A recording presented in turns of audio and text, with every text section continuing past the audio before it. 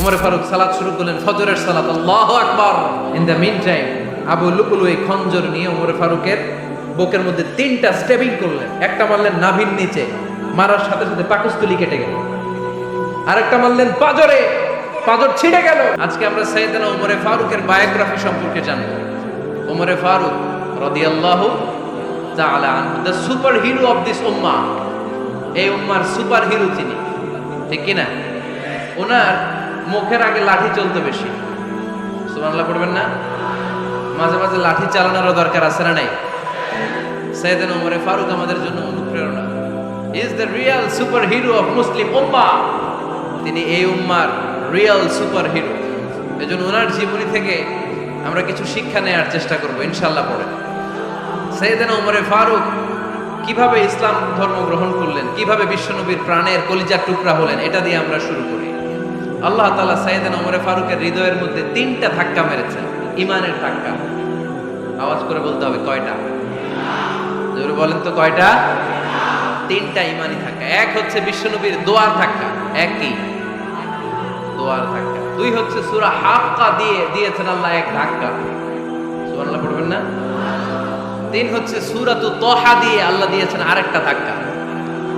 এই 3টা ঈমানি ধাক্কা যখন সাইয়েদনা ওমর ফারুকের হৃদয়ে লাগলো, উনি পড়তে আরম্ভ করেছেন, আশহাদু আল্লা ইলাহা ইল্লাল্লাহ ওয়া আশহাদু আন্না মুহাম্মাদান আবদুহু ওয়া রাসূলুহু। চিল্লায়ে পড়েন আল্লাহু আকবার। বিশ্বনবী মক্কায় বসে বসে তাহাজ্জুদের সালাত পড়ে আল্লাহর কাছে দোয়া করলেন, আল্লাহুম্মা আইজ্জাল ইসলাম বিআহাব্বির রাজুলাইনি ইলাইক। ও আল্লাহ, 2জন লোকের নাম বলবো, 2জনের দরকার নেই। এই 2জনের একজনকে আপনি ইসলামের সুশীতল ছায়া তলে এনে ইসলামকে বিজয় দান করে দেন। মুহূর্তের মধ্যে দোয়াটা কবুল করে নিয়েছে কে? বিশ্বনবী বললেন, আল্লাহ 2জনের নাম বলবো আজকের দোয়ায়। আবি জাহাল ইবনে হিশাম, হয়তো হিশামের বেটা আবু জাহেলকে আপনি ইসলামের ভিতরে নিয়ে আসেন, কিংবা ওমর ইবনুল খাত্তাব, খাত্তাবের বেটা ওমরকে আপনি ইসলামের ছায়া তলে নিয়ে আসেন। ওমর ফারুকের জন্য দোয়াটা কবুল করে নিয়েছে কে? মক্কার যে অবস্থা, আল্লাহর হাবিব সাল্লাল্লাহু আলাইহি ওয়াসাল্লাম বুঝলেন মক্কার এই 2জনের একজন যদি আমার সাথে না থাকে তাহলে মক্কায় দাওয়াতি কাজ চালিয়ে যাওয়া যাবে। আল্লাহর বললেন, আল্লাহ বেশি চাই না, এই 2জনের একজন, হয় আবু জাহেল নয় ওমর, হয় আবু জাহেল নয় ওমর। বিশ্বনবী যখন দোয়া করলেন, এই দোয়ার একটা ঈমানি ধাক্কা, নূরানি ধাক্কা সাইয়েদনা ওমর ফারুকের হৃদয়কে স্পর্শ করে ফেলল। দোয়া ইজ লাইক এ মিসাইল। এই যে আমরা দোয়া করি, এটা মিসাইলের মতো। যুদ্ধে মিসাইল হামলা করে না? মিসাইল হামলা করার পরে এই মিসাইল লক্ষ্য বস্তুতে যে ভেদ করে, ঠিক কিনা?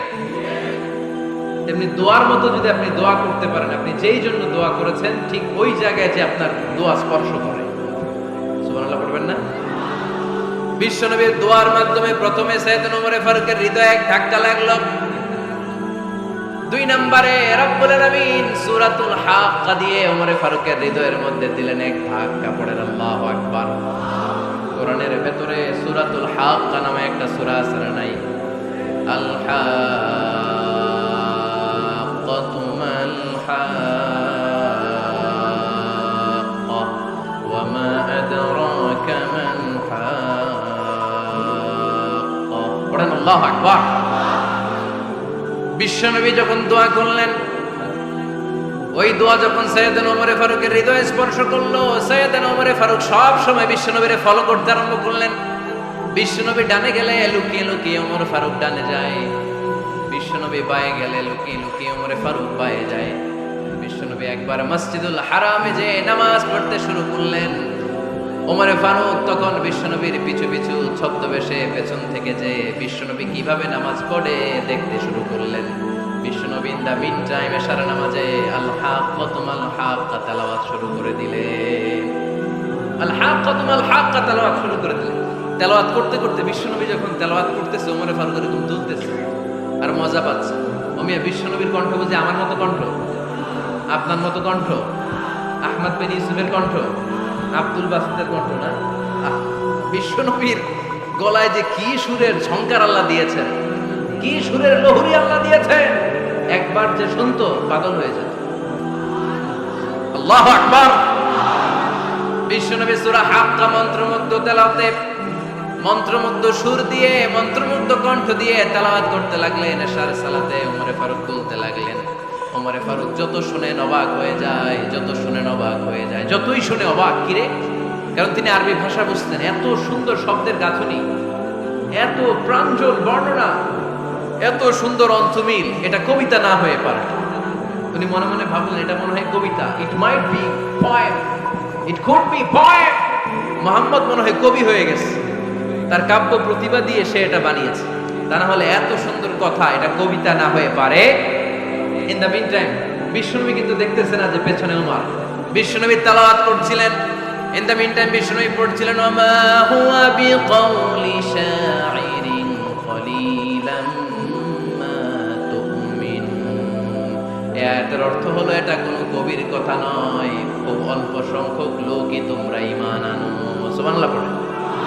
এটাকে বলে কোইন্সিডেন্ট। কোইন্সিডেন্ট হুট করে অনেক সময় মিলে যায়, যায় কি যায় না। আপনি একজনের কথা ভাবতেছেন, বাজারে গেলেন, বাজারে যেই দেখেন ওই লোকটা দাঁড়ায় আছে, এরকম হয় কি হয় না? কোইন্সিডেন্ট। ওমরে ফারুক মনে মনে যেটা ভাবতেছে ওই কথা দিয়ে বিশ্বনবী তেলাওয়াত করতেছে। আল্লাহু আকবার। বিশ্বনবী যে আয়াত তেলাওয়াত করছিলেন, আয়াতের অর্থ হলো এটা কোনো কবির বানানো কবিতা না, খুব অল্প সংখ্যক লোকই তোমরা ঈমান আনো। ওমরে ফারুক আটকে উঠলেন, থমকে দাঁড়ালেন। ঘটনা কি? আমি মনে মনে ভাবলাম, কি রে এত সুন্দর কথা, এটা তো মানুষের কথা হতে পারে না, এটা নিশ্চয়ই কবিতা, কবির কথা। কিন্তু মুহাম্মদ এখন আবার পড়তেছে, ওমা হুয়া বিকাউলি শাইর, এটা কোনো শায়েরের কবির কথা নয়। কলিলাম মা তুমিনুন, অল্পই তোমরা ঈমান আনো। তার মানে আমার মনে যা চলে মুহাম্মদ এটা টের পায়। মুহাম্মদ গণক। নাউজুবিল্লাহ পড়বেন না? মুহাম্মদ অনেক বড় মাপের একজন গণক। মানুষের হৃদয়ে কি চলে, মনে মনে কি ভাবে, মুহাম্মদ না দেখেও বলে দিতে পারে। ইন দ্য মিন টাইম বিশ্বনবী পরের আয়াতে বললেন, ওয়ালা বিকাউলি কাহিনিন কলিলাম মা তাযাক্কারুন। এই আয়াতের অর্থ হলো এটা কোনো গণকের বানানো গণনা নয়, খুব অল্প সংখ্যক লোকই তোমরা উপদেশ হিসেবে এটাকে মানো। সুবহানাল্লাহ পড়েন। এবার আর ওমরে ফারুকের সহ্য হয় না, কি আজীব তামাশা। প্রথমে মনে করলাম কবিতা, মোহাম্মদ কয় কবি না, সে কবি না, এটা কবিতা না। তারপর ভাবলাম সে গণক, সে আয়াত পরে পরে বলে দিল এটা গণনা নয়, তাহলে এটা কি? এটা কি কবিতাও না, গণনাও না, তাহলে এটা কি? বিশ্বনবী তখন বললেন, তানজিলুম মির রাব্বিল আলামিন। সুবহানাল্লাহ পড়েন। পরের আয়াত ছিল তানজিলুম মির রাব্বিল আলামিন। এটা দুনিয়ার কোনো কবির বানানো কবিতা না, এটা কোনো গণকের গণনা না, এটা কোনো সাহিত্যিকের বানানো সাহিত্য নয়, এটা মহাবিশ্বের পরিচালক রব্বুল আলামিনের কাছ থেকে পাঠানো কিতাব কোরআন। সূরা হাক্কার ধাক্কায় ওমরে ফারুক কাইত। প্রথমে ধাক্কাটা লাগলো যে দোয়া। বিষ্ণুবী তাহাজ্জুদে কেঁদে দোয়া করলেন, আল্লাহ হয় আবু জাহেল রে দিবা নাইলে ওমর রে দিবা। ওই দোয়া ওমরে ফারুকের হৃদয়ে ছোঁয়া লেগেছে। এরপরে হাক্কা, সূরাতুল হাক্কা দিয়ে দিলে এক ধাক্কা। এই ধাক্কা খেয়ে উথাল পাথাল হৃদয়ের মধ্যে, হাই রে এ কি বাণী, এ কেমন কথা, কে মুহাম্মদ? তারপরেও শয়তানের ওয়াসওয়াসা আছে না নাই?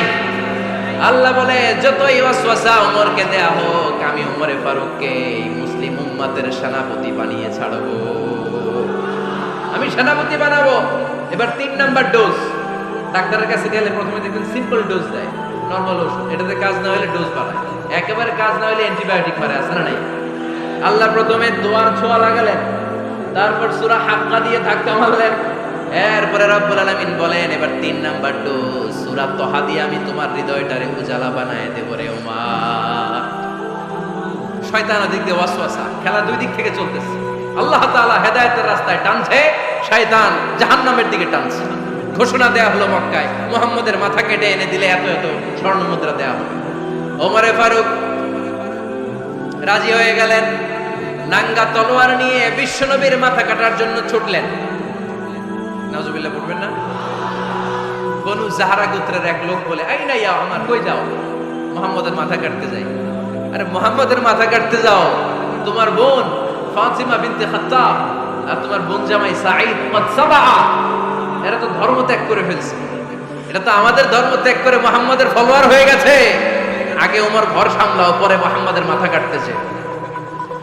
ওমরে ফারুক অবাক হয়ে গেলেন, তলোয়ার নিয়ে বিশ্বনবীর দিকে না যে নিজের বাড়ির দিকে চলে গেলেন। বিশ্বনবীর আপন বোন ফাতেমা বিনতে খাত্তাব, বোন জামাই সাঈদ আর খাব্বাব রাদিয়াল্লাহু তাআলা আনহু তিনজন মিলে সূরা তাহা তেলাওয়াত করছিলেন। পড়েন সুবহানাল্লাহ। মক্কায় লুকিয়ে লুকিয়ে দাওয়াত হতো। খাব্বাব রাদিয়াল্লাহু তাআলা আনহু একটা চামড়ার ফলকের মধ্যে সূরা তাহার কয়েকটা আয়াত এনে ওমর ফারুকের বোন আর বোন জামাইকে শিক্ষা দিচ্ছে, ট্রেনিং দিচ্ছে। সুবহানাল্লাহ পড়েন। লুকিয়ে লুকিয়ে ওমর ফারুক যখন ঘরে চলে আসলেন, এরা তটস্থ হয়ে গেল। সাইয়েদনা খাব্বাব বিছানার তলায় লুকিয়ে গেলেন। ওমর ফারুক বললেন, দরজা খোলো। ফাতেমা বিনতে খাত্তাব দরজা খোলার পরে নির্মম ভাবে সাইয়েদনা ওমর রাদিয়াল্লাহু তাআলা আনহু বোনের গায়ে আঘাত শুরু করে দিল। বোন জামাইকে আহত করতে শুরু করলো আর বলতে শুরু করলো, তোরা পাগল হলি কেন? কি আছে ওই মুহাম্মাদের মধ্যে? কি জাদু নিয়ে সে এসেছে? সে যাই বলে লোকজন পাগল হয়ে যায়, সবাই তার উপর কালিমা পড়ে ঈমান এনে ফেলে। কি এমন জিনিস তোদের কাছে আছে যেটা দেখে মুহাম্মদকে তোরা ভালোবাসলি? কি আছে? কি পড়তেছিলি আমারে দেখা। ফাতেমা বলে, ইন্নাকা রিজসুন লা ইয়ামাসসুহু ইল্লাল মুতাহহারুন। আমার ভাই ওমর, তুমি নাপাক। তুমি কি? লা ইয়ামাসসুহু ইল্লাল মুতাহহারুন, পবিত্রতা অর্জন না করে এই কোরআন ধরা যায় না। সুবহানাল্লাহ পড়েন। ওমর ফারুক গোসল করে আসলেন, কারণ ধাক্কা তো আগে কয়েকটা খাইছে। কথা বুঝেন নাই বোধহয়? প্রথমে দোয়ার ধাক্কা, পরে কোন সূরা দিয়ে ধাক্কা? ধাক্কা দিয়ে ধাক্কা। 3 নম্বরে এখন আরেকটা ধাক্কা খাবে। গোসল করে আসলেন। ফাতেমা বিনতে খাত্তাব বললেন, গোসল যখন করে এসেছেন, এই নেন। ওমর ফারুক এবার চামড়ার কাপড়ের মধ্যে সূরা তাহার প্রথম আয়াতের দিকে নজর করলেন। নজর করেই কোরআনের প্রেমে পড়ে গেলেন। পড়েন সুবহানাল্লাহ। ওমর ফারুক পড়তে আরম্ভ করলেন, তাহা মা আনজালনা আলাইকাল কুরআনা লিতাশকা ইল্লা তাযকিরাতাল লিমান ইয়াখশা তানজিলাম মিম্মান খালাকাল আরদা ওয়াস সামাওয়াতিল উলা। সুবহানাল্লাহ পড়েন। উনি পড়তে আরম্ভ করলেন, তাহা মা আনজালনা আলাইকাল কুরআনা লিতাশকা, এই কোরআনকে আমি তোমাদের হতভাগ্য জাতি হিসেবে দুনিয়ায় থাকার জন্য পাঠাই নাই। এটা রব্বুল আলামিনের পক্ষ থেকে এসেছে। যারা রবকে ভয় করে তাদের জন্য আছে উপদেশ। যিনি আকাশ বানিয়েছেন, জমিন বানিয়েছেন, ওই আল্লাহ তাআলা নিজেই এই কোরআন পাঠিয়েছে। আওয়াজ করে পড়তে হবে আল্লাহু আকবার। উনি খুব ভালো আরবি জানতেন। সূরা তাহা পড়ার পরে আর ধৈর্য ধারণ করতে পারে না। ওমর ফারুক ছোট্ট বাচ্চার মতো কান্না শুরু করে দিলেন। আল্লাহু আকবার। সূরা তাহাটা হাতে নিয়ে, তলোয়ারটা হাতে নিয়ে বিশ্বনবীর দিকে ছুটতে আরম্ভ করলেন। আইনা মুহাম্মদ, কোথায় মুহাম্মদ? তোমরা আমাকে মুহাম্মদের কাছে নিয়ে চলো। বিশ্বনবী তখন সাফা পাহাড়ের পাদদেশে দারুল আরকাম ইবনে আলকামের ঘরে লুকিয়ে লুকিয়ে কোরআনের দাওয়াত দিতেন। ওমর ফারুককে পাগলের মতো ছুটে আসতে দেখে বিশ্বনবীর চাচা হামজা ইবনে আব্দুল মুত্তালিব বলল, নবী আপনি পালান। ওই যে খাত্তাবের বেটা ওমর আপনাকে অপমান করার জন্য, আক্রমণ করার জন্য তেড়ে এসেছে। সাহাবীরা বললেন, নবী আপনি পালিয়ে যান, আমরা সামাল দেব। বিশ্বনবী বললেন, না আমি পালাবো না, বরং তোমরা সরে যাও। ওমর ইবনে আল খাত্তাবকে আমার দরবার পর্যন্ত আসতে দাও। আমার তো মনে হচ্ছে ওই যে তাহাজ্জুদের নামাজ শেষে চোখের পানি ছেড়ে যে আমি আল্লাহর কাছে দোয়া করেছি, আজকে আমার ওই দোয়াটা কবুল হতে শুরু করেছে। আমার তো মনে হচ্ছে আমার দোয়া কবুল হবে, আসতে দাও। ওমর ফারুক এসে বললেন, আশহাদু আল্লা ইলাহা ইল্লাল্লাহ ওয়া আশহাদু আন্না মুহাম্মাদান আবদুহু ওয়া রাসূলুহু, আমি সাক্ষ্য দিলাম আল্লাহ ছাড়া কোনো ইলাহ নাই, নিশ্চয়ই আপনি আল্লাহর প্রেরিত বান্দা এবং রাসূল। পড়েন সুবহানাল্লাহ। ওমর ফারুক যখন কালিমা শাহাদা পড়ে মুসলমান হয়ে বিশ্বনবীর হাতে হাত রাখলেন, নমুসলিম সাহাবীদের মধ্যে খুশি আর আনন্দের বন্যা বয়ে গেল। নমুসলিম হাতে গোনা সাহাবারা আল্লাহর প্রশংসা করলেন। বিশ্বনবী সাইয়েদনা ওমর ফারুককে জড়িয়ে ধরলেন। ওমর ফারুক এবার বিশ্বনবীরে বললেন, নবী গো, আলাসনা আলাল হক, আমরা কি সত্যের উপরে আছি নাকি আমরা ভুলের উপরে আছি? বিশ্বনবী বললেন, বালা নাহনু আলাল হক, আমরাই সত্যের উপরে আছি। সুবহানাল্লাহ পড়েন। আলাসনা আলাল হক, নবী আমরা কি সত্যের উপরে নাই? হ্যাঁ অবশ্যই ওমর, তুমি সত্যের উপরে আছো। ওমরে ফারুক বললেন, তাহলে ফাফিমাল ইখতিফা, তাহলে লুকায় লুকায় আর দাওয়াত দেব কেন? আমি তো কালিমা পড়ে ফেলছি, আসেন আমার সাথে বের হই। ফাফিমাল ইখতিফা, আর লুকায় লুকায় কেন? আসেন আমরা বাইরে বের হই। বিশ্বনবী বললেন, ওমর এটা মাক্কি জীবন, এখানে আমরা একটু গোপনে গোপনে দাওয়াত দিতে চাই। ওমরে ফারুক বলে, না, আমার দায়িত্ব, আমি একটা মিছিল দিতে চাই নবী। আল্লাহর নামের তাকবীর দিতে দিতে দারুল আরকাম থেকে শুরু করে মসজিদুল হারাম পর্যন্ত একটা মিছিল দিয়ে আমি মক্কা কাঁপাইয়া দেব। অনুমতি দেন, বিশ্বনবী দিতে চায়। ওমর ফারুক অনেক বোঝানোর পরে স্বল্প পরিসরের একটা অনুমোদন পাওয়া গেল বিশ্বনবী সাল্লাল্লাহু আলাইহি ওয়াসাল্লামের কাছ থেকে। কিন্তু মিছিল যে দিবে, মিছিলের জন্য লোকের দরকার আছে না নাই? এখানে লোক নেই, আমি একাই মিছিল দিতেছি। এটা জমবে, মিছিল জমবে। খুঁজে উনি 11 জন মুসলিম সাহাবা পেলেন। কয়জন? ওমরে ফারুক বললেন 11 জনই সই। এই 11 জন নিয়ে আমি আল্লাহর নামের তাকবীর দেব। 2 লাইন করলেন। কয় লাইন? 2 লাইন। পেছনে 6 জন, আর এই লাইনের নেতা বানালেন বিশ্বনবীর চাচা হামজাকে রাদিয়াল্লাহু তাআলা আনহু। আর সামনে 5 জন, তার আগে দাঁড়ালেন উনি নিজেই। তাহলে 6 6 12। বললেন এই 2 লাইনই আমরা তাকবীর দিতে দিতে, বেশি না, এই দারুল আরকামের ঘর থেকে, আপনারা জানেন যে সাফা মারওয়া এখন যে সাই হয়, এই সাফার পাদদেশে ছিল দারুল আরকামের ঘর। উনি বললেন এখান থেকে ওই যে কাবার গিলাফ দেখা যায়, কাবার গিলাফ পর্যন্ত আমরা এই তাকবীর নিয়ে ওখানে যাব। সুবহানাল্লাহ পড়বেন না? ওখানে উনি দাঁড়িয়ে ছোট্ট একটা ভাষণ দিয়েছিলেন। উনি বলেছিলেন, মান আরাদা আন তাসকুলা উম্মু ওয়া ইয়াতামা ওয়ালাদু ওয়া তারমিলা যাওজাতুহু ফালিয়াসুদ্দানি। খেয়াল করে শুনেন, কান দুইটা খরগোশের কানের মতো খাড়া করেন। উনি এক বাক্যের একটা ভাষণ দিলেন। ভাষণ দিতে জানলে বড় ভাষণ দেয়া লাগে না। এক বাক্যের ভাষণ দিয়ে গোটা বিশ্বকে ঝাঁকুনি মারা যায়। চিল্লায় বলো ঠিক কিনা? ওমরে ফারুক এক বাক্যের একটা ছোট্ট ভাষণ দিলেন। মান আরাদা আন তাসকুলা উম্মু, কে আছো মায়ের এই মক্কায়, কে আছো মায়ের বুক খালি করতে চাও? ইয়াতামা ওয়ালাদু, কে আছো বাচ্চাগুলারে, নিজের সন্তানগুলোরে ইয়াতিম বানাতে চাও? কে আছো তারমিলা যাওজাতুহু, নিজের স্ত্রীকে বিধবা বানাতে চাও? ফালিয়াসুদ্দানি, বুকের পাটা থাকলে আমি ওমর রে থামাও। ফালিয়াসুদ্দানি, দেখি মক্কায় কার এত বড় বুকের পাটা। কে আছো মায়ের বুক খালি করতে চাও, সন্তান রে এতিম বানাতে চাও, স্ত্রীকে বিধবা বানাতে চাও? ফালিয়াসুদ্দানি, পারলে আমারে ঠেকাও। এই বলে উনি আল্লাহু আকবার, আল্লাহু আকবার, আল্লাহু আকবার বলে স্লোগান শুরু করে দিলেন। এক এক স্লোগানে মক্কার মরুজমিন থারথার করে কাঁপতে আরম্ভ করল। এই মিছিল মক্কার কেউ দেয় না। মিছিলের আওয়াজ শুনে আবু জাহেল বাইরিস, উতবা বাইরিস, শাইবা, ওয়ালিদ ইবনে মুগিরা সব বের হয়েছে। কিরে, আমার এলাকায় এত বড় স্লোগান, কার এত সাহস? বের হয়ে দেখে মিছিলের সামনে ওমর। ওমর রে দেখে দিছে একদম। কারণ ওমরে ফারুককে থামানোর মতো বাপের বেটা মক্কায় দ্বিতীয়টা কেউ ছিল না। আওয়াজ করে বলে ঠিক কিনা? ওমরে ফারুক আল্লাহু আকবার, আল্লাহু আকবার বলে স্লোগান দিতে দিতে মসজিদুল হারামের ভিতরে ঢুকে গেল। কাবার গিলাফ ধরার পরে সেদিন মিছিল থেমেছে। ওই আল্লাহর নামের স্লোগান সেদিন কেউ থামাতে পারে নাই, কিয়ামত পর্যন্ত কেউ থামাতে পারবে না। চিল্লায় বলো ঠিক কিনা?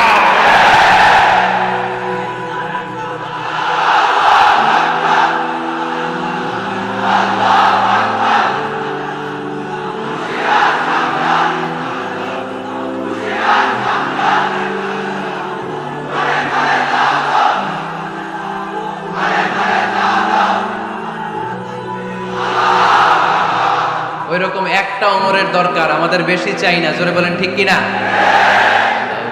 দাদা আমায় আবার ওমর দারাজ দিল দাও, খোদাদা আমায় আবার ওমর দারাজ দিল দাও। আলীর মতো বীর সেনানী, আলীর মতো বীর সেনানী জাগাতে নিখিল দাও, খোদাদা আমায় আবার ওমর দারাজ দিল। সুবহানাল্লাহ পড়েন। একটা ওমর লাগবে। চিল্লায় বলেন কয়টা? ওই ওমরের অপেক্ষায় বাংলাদেশ সহ গোটা মুসলিম উম্মাহ, ঠিক কিনা? একটা ওমরই যথেষ্ট। আমাদের সেন্ট্রাল লিডারশিপ নাই তো, আমাদেরকে এদিকে লাথি মারলে আমরা ওইদিকে যাই, ওদিক থেকে গুতা মারলে আমরা এদিকে যাই। আমাদের রিপ্রেজেন্টেটিভ, আমাদের প্রতিনিধিত্ব করার মতো কোনো কেন্দ্রীয় লিডারশিপ নেতৃবৃন্দ গোটা বিশ্বে নাই, ঠিক কিনা? আমরা সেই ওমরে ফারুকের অপেক্ষায়, আমরা সেই ইমাম আল মাহদির অপেক্ষায়। এই ওমরে ফারুক আমাদের মডেল, ঠিক কিনা? থার্ড ইন পজিশন এই পুরা উম্মতের মধ্যে ওনার পজিশন নাম্বার 3। 1 নাম্বার পজিশন বিশ্বনবীর, কার? 2 নাম্বার পজিশন কার? আবু বকর। 3 নাম্বার পজিশন কার? ওমরে ফারুকের। বিশ্বনবী বলতেন লা নবিয়্যা বা'দি, লা নবিয়্যা বা'দি, আমার পরে কোনো নবী নাই। ওয়ালা রাসূলা, আমার পরে কোনো রাসূলও নাই। আমার নবীর পরে আর কোনো নবী আছে? আমার নবীর পরে আর কোনো রাসূল আছে? এই যে কাদিয়ানি যে একটা সম্প্রদায় আছে, এরা কি মুসলিম নাকি অমুসলিম? মুসলিম সম্প্রদায়ের সাথে এদের কোনো সম্পর্ক নাই, চিল্লা বলেন ঠিক কিনা? এরা যদি মুসলমান হতে চায়, আমার নবী দ্য লাস্ট মেসেঞ্জার বিশ্ব নবীকে খাতামুন নবী হিসেবে সংবাদ সম্মেলন করে গোটা বিশ্বকে জানাই দিতে হবে, তারপরে তাদেরকে আমরা মুসলিম হিসেবে স্বীকৃতি দিব, চিল্লা বলেন ঠিক কিনা? তা না হলে তারা কোন ধর্মের এটাকে জানাই দিতে হবে। No inferiority complex, no identity crisis. Identity ক্রাইসিসে থাকা যাবে না, আপনারা কোন ধর্মের এটা জানায় দেন। আপনারা বিশ্ব নবীরও শেষ নবী মানবেন না, আবার মুসলিম বলেও নিজেদেরকে ট্যাগ লাগাতে চাইবেন। সাধারণ মুসলমানরা এটা এই ধোঁকাবাজি মানে না, চিল্লায় বলেন ঠিক কিনা?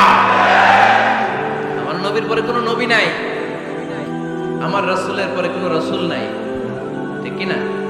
আল্লাহর হাবিব বলতেন লাউ কানা বা'দি নাবিয়্যুন লাকানা উমর, তবে আমার পরে যদি নবী হওয়ার যোগ্যতা কারো থাকে, আমার ওমরের ওই যোগ্যতা আছে। সুবহানাল্লাহ পড়েন। প্রভু তুমি বলেছো রাসূল দেবে না, বলনি দেবে না ওমর, বলনি দেবে না হামজা তারি, খালিদ বিজয় সমর। প্রভু তুমি বলেছো রাসূল দেবে না, বলনি দেবে না ওমর, বলনি দেবে না হামজা তারি, খালিদ বিজয় সমর। প্রভু তুমি বলেছো রাসূল দেবে না। সুবহানাল্লাহ পড়েন। এজন্য আমরা একটা ওমর চাই। কয়টা? বেশি লাগবে? নেতার মতো নেতা কয়টা লাগে? জোরে বলেন কয়টা? Enough, that's enough. Omar Farooq our superhero. ওনার সাথে বিশ্বনবী সাল্লাল্লাহু আলাইহি ওয়াসাল্লামের মুসাহারার সম্পর্ক ছিল। ওমরে ফারুক যে বিশ্বনবীর শ্বশুর, এটা অনেকে জানেই না। ওমরে ফারুক রাদিয়াল্লাহু তাআলা আনহু বিশ্বনবীর শ্বশুর ছিলেন, এটা আজকে নতুন শুনছেন। কে কে হাত তোলেন? দেখছেন হুজুর? সঠিক বলছি না আমি? অনেকে আমরা জানি না। মাশাআল্লাহ, জানতে লজ্জা নাই, শিখতে লজ্জা নাই। লজ্জা হচ্ছে অজ্ঞতায় আর মূর্খতায়, ঠিক কি না? আমরা শিখতে রাজি আছি। যে কথা বলে আমরা তার ছাত্র। আমার আগে হুজুর কথা বলতেছিলেন, আমরা ছিলাম ছাত্র। এখন আমি কথা বলতেছি, এখন আমরা সবাই হয়ে গেছি ছাত্র, ঠিক কি না? যিনি বলেন তিনি শিক্ষক, বাকিরা আমরা ছাত্র, ঠিক কি না? 4 খলিফার 2 খলিফা, ইসলামের 4 খলিফার 2 খলিফা বিশ্বনবীর মেয়ের জামাই, আর বাকি 2 খলিফা বিশ্বনবীর শ্বশুর। সুবহানাল্লাহ পড়েন। সাইয়েদনা আলী রাদিয়াল্লাহু তাআলা আনহু, সাইয়েদনা উসমান যুন নূরাইন বিশ্বনবীর মেয়ের জামাই। উসমান রাদিয়াল্লাহু তাআলা আনহুর কাছে বিশ্বনবী 2 মেয়েকে বিয়ে দিয়েছিলেন। একজন মারা যাওয়ার পরে আরেকজন। বিশ্বনবী বলেছেন এরপরে আরেকটা থাকলে ওইটারও বিয়ে দিলাম। সুবহানাল্লাহ পড়বেন না? 2 জন ছিল মেয়ের জামাই আর 2 জন ছিল শ্বশুর। সাইয়েদনা আবু বকর শ্বশুর, বিশ্বনবীর স্ত্রী আম্মাজান আয়েশা রাদিয়াল্লাহু তাআলা আনহার বাবা। বিশ্বনবীর স্ত্রী আম্মাজান হাফসা রাদিয়াল্লাহু তাআলা আনহার বাবা ছিল সাইয়েদনা ওমর ফারুক। চিল্লায়ে পড়েন আল্লাহু আকবার।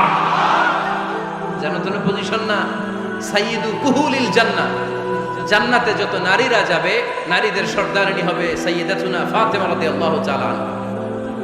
এই ফরিদপুরের যত ইয়াং স্টারেরা তোমরা যারা জান্নাতে যাবে, তোমাদের লিডার হবে সাইয়েদনা হাসান আর হুসাইন রাদিয়াল্লাহু তাআলা আনহুমা। আর বয়স্ক মুরব্বীরা যারা জান্নাতে ঢুকবেন, আপনাদের লিডার হবে সাইয়েদনা আবু বকর আর সাইয়েদনা ওমর ফারুক রাদিয়াল্লাহু তাআলা। সুবহানাল্লাহ পড়তে পারলেন না? ওমর ফারুক এটা সাধারণ কোনো ক্যারেক্টারিস্টিক্স নয়। ওনাকে আল্লাহ তাআলা নলেজও দিয়েছেন, আবার দিনদারিও দিয়েছেন। আমার দিনী ভাইয়েরা, খেয়াল রাখবেন, কোনো আলেমের মধ্যে বা কোনো নেতার মধ্যে যদি এই 2টার সমন্বয় আপনি পান, যে তার জ্ঞানও আছে আবার দিনদারিও আছে, হি belongs the knowledge and he belongs the taqwa, সে গোটা বিশ্বকে জয় করে ফেলবে। ঠিক কিনা? যার মধ্যে জ্ঞান আছে, যার মধ্যে তাকওয়া আছে, তারে কেউ থামায় রাখতে পারে? ওমরে ফারুককে এই দুই নেয়ামত দিয়ে ধন্য করেছে কে? সহিহ বুখারীর বর্ণনা, বিশ্বনবী সাহাবীদের সামনে একটা স্বপ্নের কথা বলছেন। বিশ্বনবী বললেন, আমি স্বপ্নে দেখলাম আমার আঙ্গুলের ফাঁকা থেকে দুধ বের হচ্ছে, আমি তৃপ্তি সহকারে দুধ খেলাম। খাওয়ার পরে দেখলাম আঙ্গুলের মধ্যে একটু দুধ লেগে আছে। আমার আঙ্গুলে অতিরিক্ত লেগে থাকা দুধটা আমি ওমরে ফারুকের মুখের মধ্যে লাগিয়ে দিলাম। সাহাবারা বললেন, ইয়া রাসূলুল্লাহ, ইয়া হাবিবাল্লাহ, মাযা আওয়ালতা বিহি, এই স্বপ্নের আপনি কি ব্যাখ্যা করলেন, আমরা তো বুঝলাম না। বিশ্বনবী বললেন, আওয়ালতু বিহি আল ইলম, আমি এই দুধ দিয়ে জ্ঞানের ব্যাখ্যা করেছি, কারণ ওমরকে আল্লাহ যেই জ্ঞান দিয়েছে গোটা বিশ্বের কাউকে এত জ্ঞান দেয় না। এজন্য স্বপ্নে যদি কেউ দেখেন যে আপনি দুধ খাচ্ছেন, তার মানে আল্লাহ তাআলা আপনার জ্ঞান বাড়ায় দেবেন। ওমরে ফারুককে দুধ খেয়ে অতিরিক্ত দুধের অংশটা বিশ্বনবী আবু বকর রাদিয়াল্লাহু তাআলা আনহুর মুখে দেন নাই, সাইয়েদনা উসমানের মুখে দেন নাই, আলী রাদিয়াল্লাহু তাআলা আনহুর মুখে দেন নাই। স্বপ্নে ওই অতিরিক্ত লেগে থাকা দুধটা বিশ্বনবী ওমরে ফারুকের ঠোঁটের মধ্যে লাগিয়ে দিয়েছে। এই হাদিস থেকে প্রমাণ হয় আল্লাহ তাআলা জ্ঞানের নিয়ামতে সাইয়েদনা ওমরে ফারুককে ধন্য করেছেন। আবার বুখারীর বর্ণনা, বিশ্বনবী সাল্লাল্লাহু আলাইহি ওয়াসাল্লাম আরেকটা স্বপ্নের বর্ণনা দিচ্ছেন। তিনি বললেন, তোমাদের সবাইকে স্বপ্নে আমার সামনে দাঁড় করানো হলো। আমি দেখলাম তোমাদের কারো জুব্বা নাভি পর্যন্ত, কারো জুব্বা হাঁটু পর্যন্ত, কারো জুব্বা টাকনু পর্যন্ত।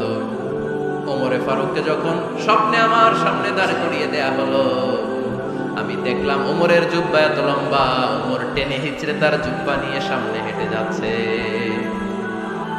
সাহাবারা বললেন, ফামাদা আওয়ালতা বিহি ইয়া রাসূলুল্লাহ, ও আল্লাহর রাসূল, এই স্বপ্ন দিয়ে আপনি কি বোঝাতে চাইলেন, আমরা কিছু বুঝলাম না। বিশ্বনবী বললেন, আউয়ালতু বিহি আদ-দীন, আমি এই হাদিসের দ্বারা দ্বীনের ব্যাখ্যা করলাম, যার জামা যত লম্বা তার দ্বীনদারি তত বেশি। সুবহানাল্লাহ, আসতে পড়েন। স্বপ্নে দেখলেন কোন সাহাবীর জুব্বা নাভি, কোন সাহাবীর হাঁটু, কারোটা টাকনু, কিন্তু ওমরে ফারুকের জুব্বা এত লম্বা, ইয়াজুরু থাওবাহু, তিনি তার জুব্বা টেনে হিচড়ে যাচ্ছেন। বিশ্বনবী বললেন, এটা দ্বারা আমি দ্বীন, আমি তাকওয়া, দ্বীনদারি, তাকওয়া, এটার ব্যাখ্যা করেছি। তার মানে ওমরে ফারুকের তাকওয়ার সামনে সব তাকওয়া পানি হয়ে যাবে। কোন সুবহানাল্লাহ। আল্লাহ তাআলা সাইয়েদনা ওমরে ফারুককে দ্বীনের জ্ঞান দিয়েছেন, তাকওয়া দিয়েছেন। যুবক ভাইরা, যাকে আল্লাহ তাআলা দ্বীনের জ্ঞান দেয়, যাকে আল্লাহ তাআলা তাকওয়ার এই গুণ দিয়ে সমৃদ্ধ করে, তার জন্য গোটা বিশ্বের সব দরজাগুলোকে ওপেন করে দেয় কে? কত বড় মুত্তাকি ছিলেন সাইয়েদনা ওমরে ফারুক। মদিনার সমাজে কয়জন মুনাফিক ছিল বিশ্বনবী ছাড়া কেউ বলতে পারতেন না। বিশ্বনবী কোন সাহাবীকে মুনাফিকদের লিস্ট দিয়ে যান নাই, একজন সাহাবী ছাড়া। দেখি কেউ বলতে পারেন কিনা ওই সাহাবীর নাম? কি নাম? হুযায়ফা ইবনুল ইয়ামান রাদিয়াল্লাহু তাআলা আনহু। ওনাকে বলা হতো সাহিবু সিররি রাসূলিল্লাহ, আল্লাহ রাসূল সাল্লাল্লাহু আলাইহি ওয়াসাল্লামের গোপন তথ্যের ধারক বাহক। সুবহানাল্লাহ পড়বেন না? বিশ্বনবী ইন্তেকালের আগে মদিনার সমাজে মোট কয়জন মুনাফিক আছে, এই তথ্য আবু বকরকে বলেন নাই, ওমর রাদিয়াল্লাহু তাআলা আনহুকে বলেন নাই, উসমান রাদিয়াল্লাহু তাআলা আনহু, আলী রাদিয়াল্লাহু তাআলা আনহু, আশারাতুল মুবাশশিরিনা বিল জান্নাহ কোন সাহাবীকে বলেন নাই। শুধুমাত্র কেবলমাত্র একমাত্র হুযায়ফা ইবনুল ইয়ামান রাদিয়াল্লাহু তাআলা আনহুর কাছে মুনাফিকদের লিস্টে বিশ্বনবী দিয়ে গিয়েছে। সুবহানাল্লাহ। মদিনায় কারা কারা মুনাফিক কেউ জানতো না, হুযায়ফা ছাড়া। কে ছাড়া? নামটা আজকে মুখস্থ করেন, যাতে অন্য কোনো ওয়াজে কেউ জিজ্ঞেস করলে বলতে পারেন। মুনাফিকদের লিস্ট যে সাহাবীর কাছে বিশ্বনবী দিয়ে গিয়েছিলেন, সাহাবীর নাম কি? নাম? নামটা কেমন লাগে? ভাল লাগে? অনেকে আমারে জিজ্ঞেস করে, হুজুর আমার ছেলে হবে আগামী মাসে, একটা নাম দেন। নাম দিয়ে দিলাম হুযায়ফা। যাদের হবে ছেলে, এলাকা যাদের নেক্সট কয়েক মাসে ছেলে হবে, খালি হুযায়ফা চলবে। কি চলবে? ভাল লাগে? নামটা ভাল লাগে? রাইখেন, অনেক সুন্দর নাম। উনি জানতেন মুনাফিক কারা। দেখেন ওমরে ফারুকের তাকওয়ার লেভেলটা কত হাই। ওমরে ফারুক একদিন হুযায়ফা রাদিয়াল্লাহু তাআলা আনহুর কাছে গেলেন, যে বললেন, হুযায়ফা, বিশ্বনবী ইন্তেকালের আগে মুনাফিকদের নামের লিস্টটা কারো কাছে দেয় নাই, আমার জানা নাই, সাইয়েদনা আবু বকরের জানা নাই, কোন সাহাবীর জানা নাই, তুমি ছাড়া। আমি তোমার কাছে জানতে চাই, আমি ওমরের নামটা ওই মুনাফিকদের খাতায় আছে কিনা আমার একটু বলো। আমার ওমরের নামটা ওই মুনাফিকদের লিস্টিতে একটু আছে কিনা, নামটা একটু বলো। যদি থাকে আমি ভালো হয়ে যাব। আমি নেফাকি দূর করে পাক্কা মুমিন হতে চাই। আমার নাম যদি মুনাফিকের লিস্টে থাকে আমি তো শেষ। হুযায়ফা চোখের পানি ছেড়ে দিয়ে বলে, আমিরুল মুমিনিন, কেমন প্রশ্ন করলেন আপনি? আপনি বিশ্বনবীর শ্বশুর। এই উম্মতে আপনার পজিশন 3 নাম্বার। আপনারে মুনাফিকরা ভয় পায়, শয়তান আপনারে ভয় পায়। আপনি জান্নাতে সব বয়স্ক লোকদেরকে নিয়ে জান্নাতের মধ্যে আগে আগে ঢুকবেন। কেমন করে মুনাফিকদের কাতারে আপনার নাম থাকতে পারে? ওমর সুবহানাল্লাহ। কি বিনয়ী, কি তাকওয়া। হুযায়ফাকে যে ধরতেন, হুযায়ফা একটু বলো না আমার নামটা মুনাফিকদের লিস্টিতে আছে কিনা। ওমরে ফারুকের যদি এই টেনশন থাকে যে আমি মুনাফিক হয়ে গেলাম কিনা, আমাদের এই টেনশন থাকার দরকার আছে না? নেই? হ্যাঁ, যেন সব সময় আল্লাহর কাছে দোয়া করতে হবে, আল্লাহ তুমি নেফাকি থেকে আমাদেরকে বাঁচাও। আরো জোরে পড়েন আমিন। ওমরে ফারুক রাদিয়াল্লাহু তাআলা আনহু আমাদের সুপার হিরো, আমাদের সবাই বলেন আমাদের। উনি কত বড় সুপার হিরো শুনেন। উনি জুমার খুতবা দিচ্ছেন। কি দিচ্ছেন?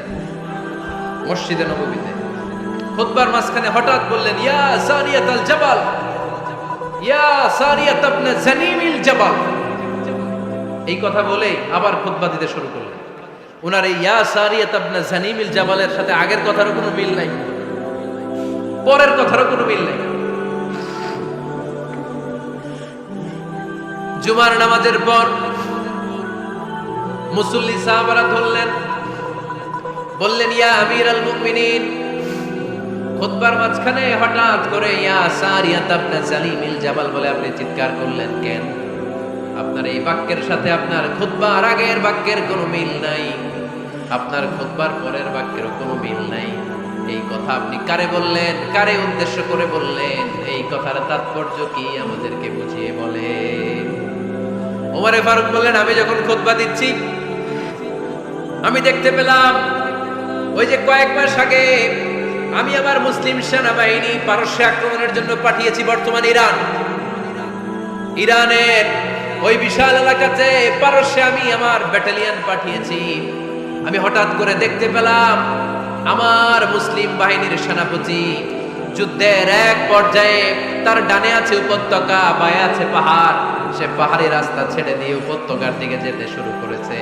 আমি দেখতে পেলাম আমার মুসলিম বাহিনী যদি উপত্যকার দিকে ছুটে বেড়ায়, কাফির মুশরিকরা আমার মুসলিম বাহিনীকে কচুকাটা করে ফেলবে। তাই আমি এখান থেকে তাদেরকে কমান্ড দিয়ে বলেছি, ইয়া সারিয়াতাল জাবাল, উপত্যকার দিকে নয় পাহাড়ের দিকে যাও, তাহলেই তোমাদের বিজয় নিশ্চিত হয়ে যাবে। উপত্যকার দিকে যেও না, ইলাল জাবাল, ইলা সারিয়াতিল জাবাল, পাহাড়ের দিকে ছোট। সাহাবারা অবাক, ঘটনা কি?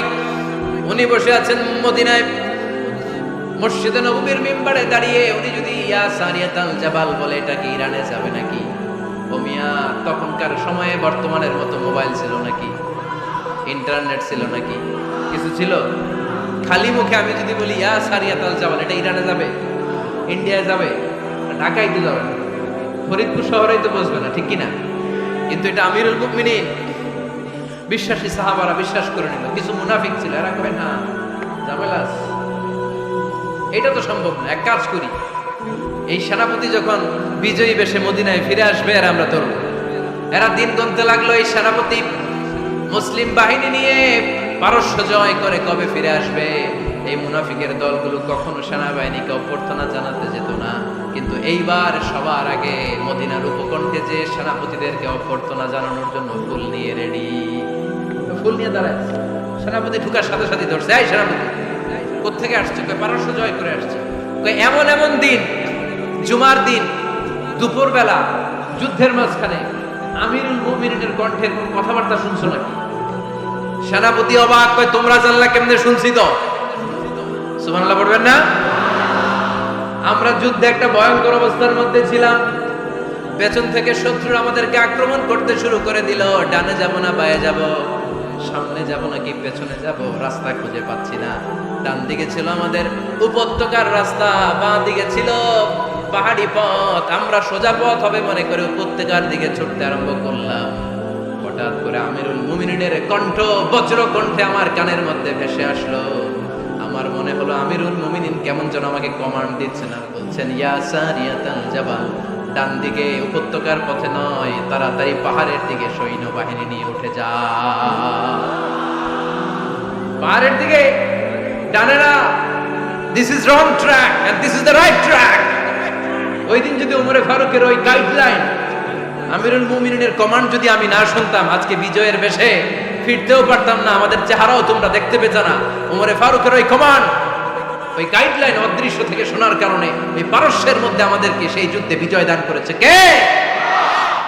দিস ইজ ওমরে ফারুক, দিস ইজ ওমরে ফারুক। বিশ্বনবী বলছেন, আমার মা লাকিয়াকা শাইতানু সালিকান ফাজ্জান ইল্লা সালাকা ফাজ্জান গায়রা ফাজ্জি উমর। শয়তান ইবলিস যদি তোমারে কোনো রাস্তা দিয়ে হাঁটতে দেখে, শয়তান ওই রাস্তা রেখে দিয়ে অন্য রাস্তা দিয়ে হাঁটে। সুবহানাল্লাহ বাড়িতে যাই বললেন। কে বলতেছে? বিশ্বনবী। কার ব্যাপারে? ওমরে ফারুকের ব্যাপারে। শয়তান যদি দেখে যে ওমরে ফারুক এই রাস্তা দিয়ে হাঁটতেছে, শয়তান ওই রাস্তা রেখে দিয়ে অন্য রাস্তা দিয়ে হাঁটে। সুবহানাল্লাহ পড়ে। রাত্রিবেলা আমরা আমাদের বাচ্চা ছেলে মেয়েদেরকে যখন খাওয়াই, বাচ্চারা খেতে চায় না, এরকম হয় আপনাদের ফরিদপুর এলাকায়? এই এলাকায় হয় নাকি? খেতে চায় না বাচ্চারা, এই চকলেট দেখায়া, এই মিনা কার্টুন দেখায়া, এইটা সেইটা, এগুলো সেগুলো বলে, গল্প টল্প বলে ভুলায় খাওয়ানো লাগে, তাই না? তারপরও খায় না। আমারও ছোট মেয়ে আছে, খেতে চায় না, এইটা সেইটা এমনি সেমনি খাওয়ানো লাগে। তো শেষে না পেরে মা বাবা বলতে বাধ্য হয়, ওই যে ভূত আসতেছে, ভূত, তাড়াতাড়ি তাড়াতাড়ি খাও, নাহলে যে ভূত ধরবে তোমার। ওই যে বাঘ আসতেছে, বাঘ, তাড়াতাড়ি খাইলে নাহলে বাঘে কামড়াবে।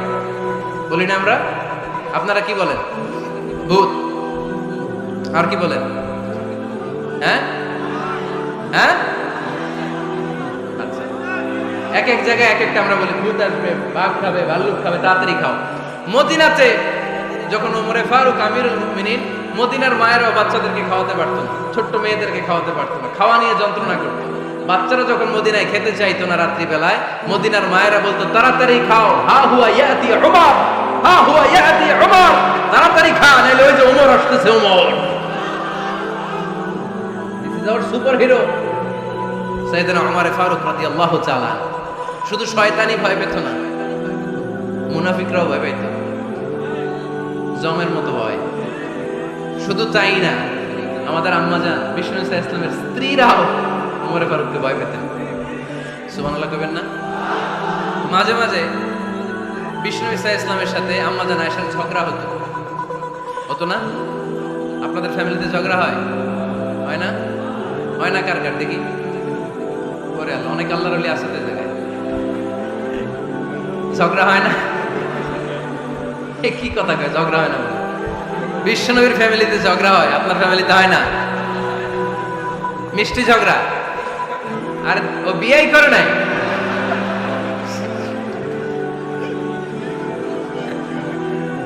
ঝগড়া তো হবে, দাম্পত্য জীবনের মজাটাই তো এখানে।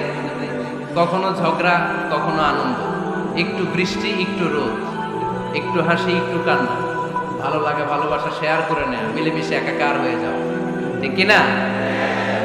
তো আল্লাহর হাবিব সাল্লাল্লাহু আলাইহি ওয়াসাল্লামের সাথে আম্মাজান আয়েশার ঝগড়া হতো। তো একদিন ঝগড়া হয়ে দুইজন রেগে আছে। খবরদার দুইজন রেগে থাকবেন না, একজন রাগলে আরেকজন থেমে যাবে, কারণ এই ছোট্ট ঝগড়া থেকে এটা অনেক সময় বিচ্ছেদের দিকে গড়ায়। আমার প্রিয় ফরিদপুরবাসী, ভাবি রেগে গেলে আপনি রাইগেন না, ওই দিন আপনি একটু ঠান্ডা থাকেন। আবার আপনি রেগে গেলে, আমার মাইকের আওয়াজ যদি ভাবিরা শুনেন, আপনারা রেগে যায় না, একটু ঠান্ডা থাকেন। দুইজনে রেগে গেলে তো তৃতীয় বিশ্বযুদ্ধ শুরু হবে, তাই না? একজন রেগে গেলে আরেকজন ঠান্ডা, কারণ এই সামান্য ঝগড়া থেকে ইগোর কারণে এটা বিচ্ছেদ আর ডিভোর্স পর্যন্ত করায়। আর শয়তান এখানে উস্কানি দেয়, কারণ ইমানদারদের ফ্যামিলি ভাঙতে পারলে শয়তান সবচেয়ে বড় খুশি হয়। আর ইমানদারদের ফ্যামিলি টিকে থাকলে খুশি হয়ে যায় কে? আম্মাজান আয়েশা রাদিয়াল্লাহু তাআলা আনহার সাথে বিষ্ণু সাল্লাল্লাহু আলাইহি ওয়াসাল্লামের ঝগড়া হতো মাঝে মাঝে। একবার ঝগড়া হলো, বিষ্ণু সাল্লাল্লাহু আলাইহি ওয়াসাল্লাম রাগ, আম্মাজান আয়েশাও রাগ। তো বিষ্ণু বললেন, আয়েশা ঝগড়া করে আর কতক্ষণ থাকবো, আসো মিটমাট করি। আয়েশা রাদিয়াল্লাহু বলেন ঠিক আছে মিটমাট করুন। তো বিষ্ণু ইসলাম বলেন মিটমাটের জন্য কারে ডাকবো? ওমরে ডাকি। কয় না, ওমরে না, ওমর গালিজ, ওমর অনেক রাগে, আমার ডর লাগে। কয় তাহলে তোমার আব্বারে ডাকি। কয় ডাকে।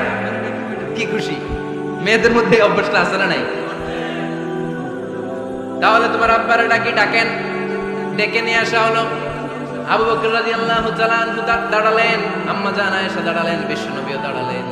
বিশ্বনবী বললেন আয়েশা তোমার আব্বা আসছে, এবার ঘটনা খুলে বলার পালা, তুমি বলবা নাকি আমি বলবো? আম্মা জান আয়েশা বললেন আপনি বলেন, তবে ওয়ালা তাকুল ইল্লা হাক্কান, যেটা ঘটছে ওইটাই বললেন, মিথ্যা কথা কইেন না। আবু বকর রাদিয়াল্লাহু তাআলা রেগে মেগে আগুন, কি এই কথা তুমি কেমন করে বলো?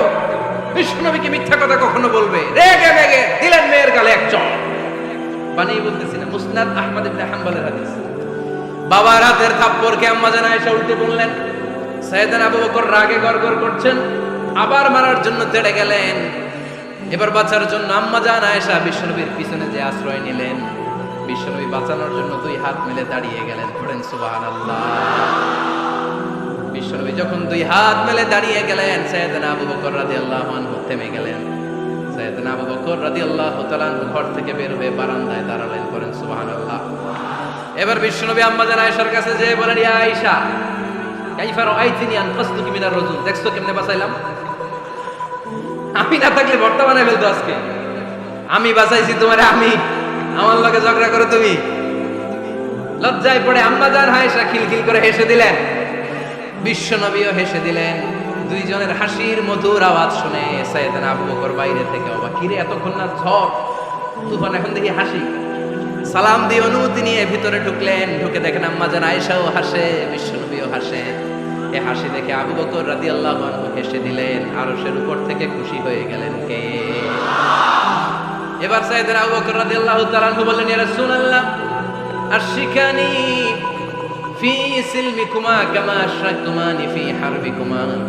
ও নবী, যুদ্ধ লাগলে, দুইজন যুদ্ধ লাগলে মীমাংসার জন্য যেমনি আমারে ডাকেন, এরকম হাসি আর আনন্দের মুহূর্তেও আমার একটু ডাইকেন। আশরিকানি ফি সিলমিকুমা কামা আশরাকতুমানি ফি হারবিকুমা। নবী, আপনাদের মধ্যে ঝগড়া লাগলে সন্ধি করার জন্য আমারে যেমনি ডাকেন, আপনাদের হাসি খুশি আনন্দ খুনসুটি এই মজাদার মুহূর্তগুলোতে আমারে বঞ্চিত রাখেন না, আমার একটু ডাইকেন। সুবহানাল্লাহ পড়েন। মুসনাদ আহমদ ইবনে হাম্বলের হাদিস শোনার উদ্দেশ্য হচ্ছে, বিশ্বনবী প্রথমে ওমর ফারুকের নাম বলেছিলেন। সাইয়েদনা আয়েশা বলে না, আমি ডরাই। হাইবাত, দিস ইজ কল্ড হাইবাত ওমর। একবার বিশ্বনবীর সব বিবিরা ধরলেন, ও নবী আমাদেরকে এটা দেন, ওইটা দেন, ঘরে এটা নাই, ওইটা নাই, ওইটা নাই। বিশ্বনবীকে আমার কাছে কিছু নাই, যদি এমনি আমার বউ হয়ে থাকতে চাও থাকো, তাহলে যা, তা না হলে যা লাগবে কিনে দেব, সাথে সাথে তালাকও দিয়ে দিব। কিছু দিতে পারবো না, আমার নাই তো, সামর্থ্য নাই। কিন্তু বিবিরাও ছাড়া না, এটা দেন ওইটা দেন। বিশ্বনবী রহমতের নবী, বিবিদেরকে বুঝাতেও পারেন না। বিবিরা আবদার করতেছে, নবী এটা লাগবে ওইটা লাগবে। ইন দ্য মিন টাইম বিশ্বনবী একজনের সালাম শুনতে পেলেন। কে যেন দরজায় দাঁড়িয়ে বলতেছে আসসালামু আলাইকুম। বিশ্বনবী দরজার দিকে তাকালেন, তাকিয়ে বললেন ওয়া আলাইকুমুস সালাম। আর বুঝতে পারলেন এটা আমার ওমরের সালাম। সালাম দেওয়ার পরে বিবিদের দিকে তাকায় দেখে একজন বিবিও নাই, সব অন্দর মহলের ভিতরে দৌড়। সুবহানাল্লাহ পড়তে পারলেন না? This is our super hero Omar. এরকম ওমর একটা লাগবে, চিল্লায় বলেন কয়টা? একটা ওমর গোটা বিশ্বকে সোজা করে দিবে। একটা ওমর সফল আর দুর্বলের সব পার্থক্য দূর করে দিবে। মাজলুমের উপর জালিমের অত্যাচারের অবসান ঘটায় দিবে। গোটা বিশ্বটাকে সাম্য, মৈত্রী, ভালোবাসার ইনসাফ দিয়ে পরিপূর্ণ করে দিবে। সেই ওমরের অপেক্ষায় আমরা। নিজের ছেলেকে 80টা বেত মেরেছে। কয়টা? 80টা বেত মেরেছে। এই ব্যাপারে অনেকগুলো বর্ণনা পাওয়া যায়। সবচেয়ে সহিহ বর্ণনা হচ্ছে মুয়াত্তা ইমাম মালিকের বর্ণনা।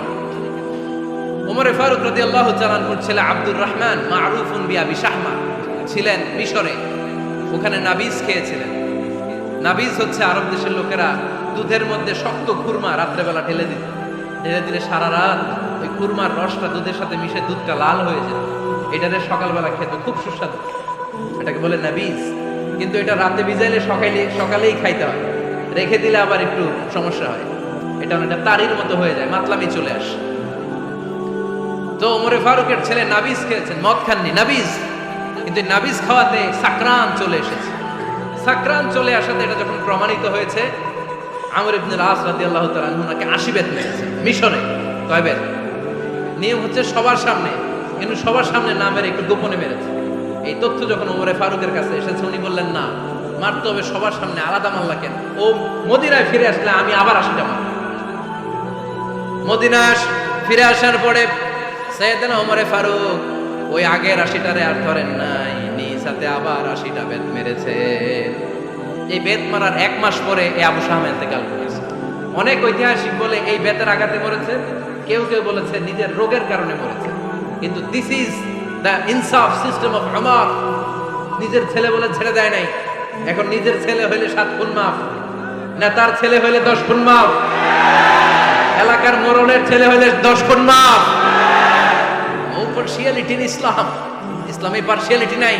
আপনি নেতার ছেলে হন, আপনি বিজনেস ম্যাগনেটের ছেলে হন, আপনি যেই হন না কেন, ইসলামের দৃষ্টিতে সবাই সমান। চিল্লায় বলেন ঠিক কিনা?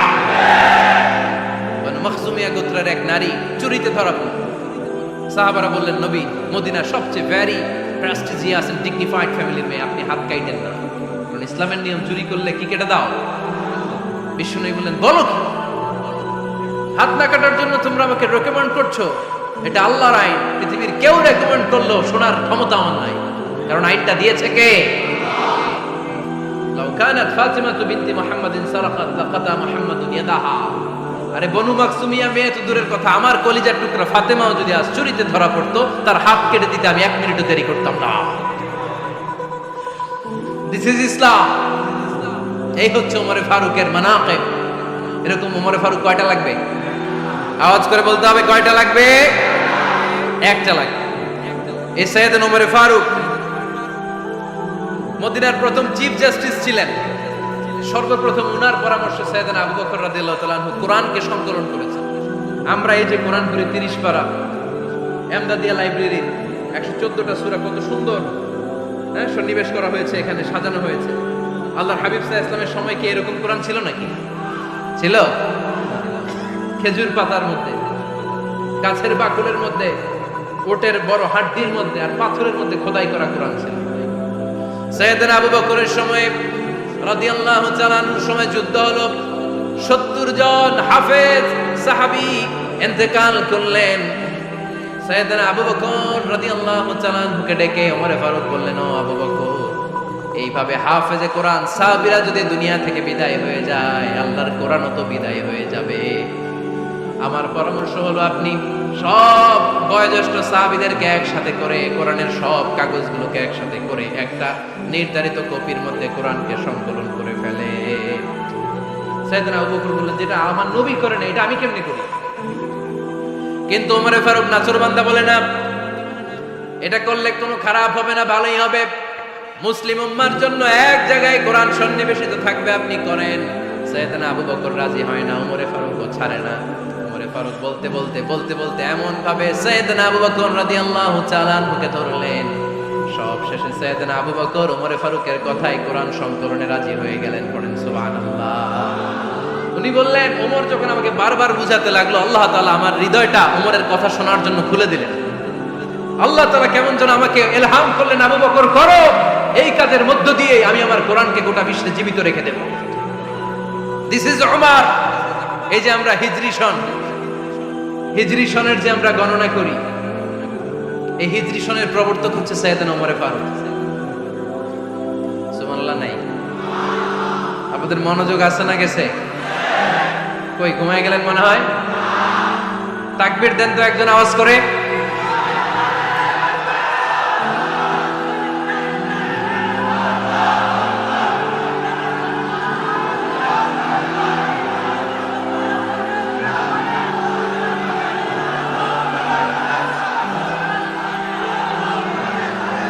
মাশাআল্লাহ, মাশাআল্লাহ। বসেন বসেন, এখনই শেষ করে দেব কিছু সময়ের মধ্যে। আমরা একসাথে বিদায় নিব ইনশাআল্লাহ। ওঠা বসা করবেন না, ওঠা বসা করবেন না, বসেন। সাইয়েদনা ওমরে ফারুক এই হিজরি সনের গণনা শুরু করেছেন। সাহাবারা বলল, আমিরুল মুমিনিন, খ্রিস্টানদের ঈসাই সন আছে, আমাদের মুসলমানদের কোনো সন নাই। আমাদের একটা সন থাকলে আমাদের জিজিয়া নিতে আমাদের যাকাতের টাকা উত্তোলন করতে অনেক সুবিধা হবে। ওমর ফারুক বললেন, তাহলে কোন সালকে হিজরি, কোন সালকে মুসলিম সাল হিসেবে আমরা ঘোষণা দিতে পারি? একজন বলল, আমার নবী যেই সালে জন্মগ্রহণ করেছেন ওই সালে। ওমর ফারুক বললেন, না, আমার নবীর জন্ম আমাদের জন্য খুশির দিন, কিন্তু এটা আমাদের জন্য প্রেরণা নয়। প্রেরণা নবীর কাজে, ঠিক কিনা? আরো কিছু সাহাবারা বলল, তাহলে যেই সালে আমার নবী ইন্তেকাল করেছে ওইটারে প্রথম সাল ধরেন। ওমর ফারুক বললেন, না, যেদিন তিনি ইন্তেকাল করেছেন এটা আমাদের দুঃখের দিন, এটা আমাদের প্রেরণা নয়। আমাদের প্রেরণা হচ্ছে বিশ্বনবীর ত্যাগ, তিতিক্ষা আর কাজের মধ্য দিয়ে। জোরে কোন ঠিক কিনা? ওমর ফারুক বললেন, যেদিন বিশ্বনবী ইসলাম রক্ষায় নিজের মাতৃভূমি ছেড়ে মক্কা থেকে মদিনায় গিয়েছেন ওই দিনটাকে হিজরি প্রথম দিন ধরে আমরা হিজরি সাল গণনা করে শুরু করে দেব। ওইটাই হচ্ছে হিজরি সন। সেখান থেকে হিজরি সনের প্রবর্তন করেছেন সাইয়েদনা ওমর ফারুক রাদিয়াল্লাহু তাআলা আনহু। এই যে স্টেট গভর্নমেন্ট, এই যে প্রিজন, জেলখানা, ক্যান্টনমেন্ট, সচিবালয়, গণভবন, বঙ্গভবন, মুক্তিযোদ্ধাদের ভাতা, রাষ্ট্রীয় ভাতা, এই সব নিয়মকানুন সাইয়েদনা ওমর ফারুক তার রাষ্ট্রীয় আমলে তিনি নিজে করেছেন। চিল্লায় পড়েন আল্লাহু আকবার।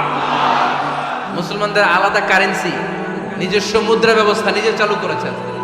সৈনিকদের মধ্যে যারা বিবাহিত প্রতি 6 মাস অন্তর অন্তর 1 মাসের ছুটি কাটাতে তারা ফিরে আসবে, সাইয়েদনা ওমর ফারুক চালু করেছেন। চিল্লায় আওয়াজ করে পড়েন আল্লাহু আকবার। এই যে আমরা 20 রাকাত সালাতুত তারাবি পড়ি রমাদানে, করেন না আপনারা? এটা সাইয়েদনা ওমর ফারুক চালু করেছেন। সুবহানাল্লাহ পড়তে পারলেন না? কোরআনে মোট 22টা আয়াত আছে যেখানে সাহাবারা ইনডিসিশনে ভুগছিলেন। বিশ্বনবীর মত একটা, ওমর ফারুকের মত আর একটা। এই 22 জায়গায় আল্লাহ তাআলা বিশ্বনবীর মতের পক্ষে আয়াত নাজিল না করে ওমর ফারুকের মতের পক্ষে কোরআনের আয়াত নাজিল করেছেন। আওয়াজ করে পড়েন আল্লাহু আকবার। এদিকে উঠলেন কেন আপনারা? যারা উঠছেন আমার দিকে তাকান।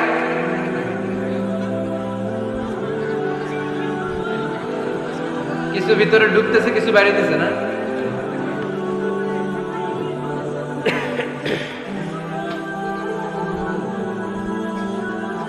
সাইয়েদনা ওমর ফারুক, আমরা সাহাবীদের জীবন চরিত পড়তে চাই না, কত যে অনুপ্রেরণামূলক দৃষ্টান্ত সাইয়েদনা ওমর ফারুক আমাদের জন্য রেখে গিয়েছে। ওমর ফারুক যখন খলিফা, দিনের বেলায় যদি রাষ্ট্রে কোনো নিয়ম জারি করতেন, দিনের বেলায় জনগণকে কোনো বিষয়ে যদি নিষেধ করতেন, রাত্রে বেলায় খাওয়ার সময় ফ্যামিলি মেম্বারদের সবাইকে বলতেন, এই দিনের বেলা আমি জনগণকে এই কাজ করতে নিষেধ করেছি, তোমরা আমার ফ্যামিলি মেম্বার, খবরদার তোমরা এই কাজ করো না। জনগণ করলে যতটুকু শাস্তি, তোরা করলে পাবি ডবল শাস্তি। সুবহানাল্লাহ কইবেন না?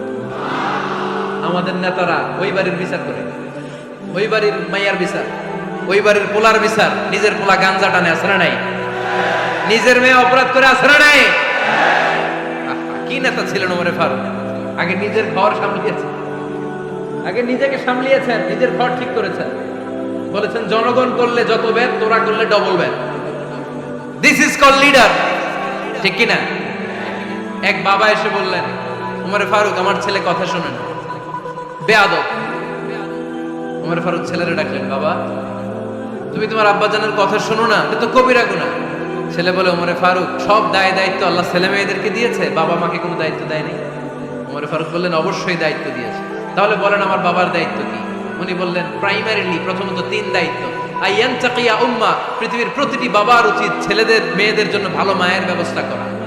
2 নম্বরে আইয়ুহসিনা ইসমা, সুন্দর তার একটা নাম রেখে দেয়। 3 নম্বর ইউআল্লিমাহুল কিতাব, তার আল্লাহর কিতাব শিক্ষা দাও। এবার ছেলেকে আমার আব্বা 3টার একটাও করে নাই। এবার ওমর ফারুক রেগে গেলেন, বাবার কাঁধে ধরলেন, বললেন তুই ছেলের জন্য বিচার নিয়ে আসলি, তোর 3টা দায়িত্বের একটাও তুই পালন করিস নাই। ছেলে বলে, আমিরুল মুমিনিন, আমার মা নর্তকী, আমার মা মাজুসি, আমার মায়ের মধ্যে কোনো আদব কাদব নাই, সুন্দরী দেখে আমার মারে বাবা বিয়ে করছে, আমার মায়ের কাছ থেকে জীবনে কিছু শিখি নাই। 2 নাম্বার সম্মানী খানফাসা, আমার বাবা আমার নাম রেখেছে চামচিকা। কি নাম রাখছে? এটার নাম হইলো একটা, এরকম উল্টা পাল্টা নাম আছে না নাই? না, এগুলো রাখবেন না। আব্দুল্লাহ রাখবেন, আব্দুর রহমান রাখবেন। আর একটা কি বলছি আজকে? হুযায়ফা রেখে দিয়ে পারবেন?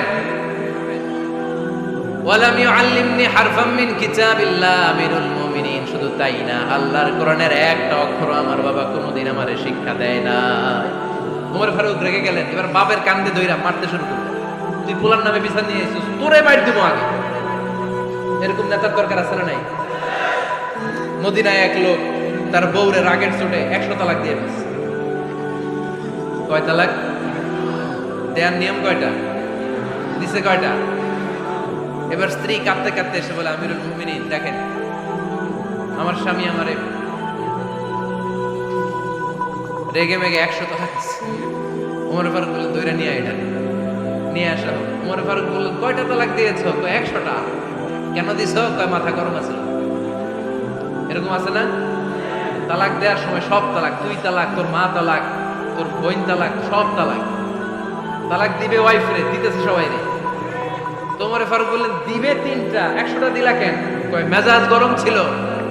কয় দাঁড়া, আত-তালাকু মিন শাআইরিল্লাহ, তালাক হচ্ছে আল্লাহর দেয়া বিধানের একটা নিদর্শন। এটা নিয়ে তুই খামখেয়ালি করলি।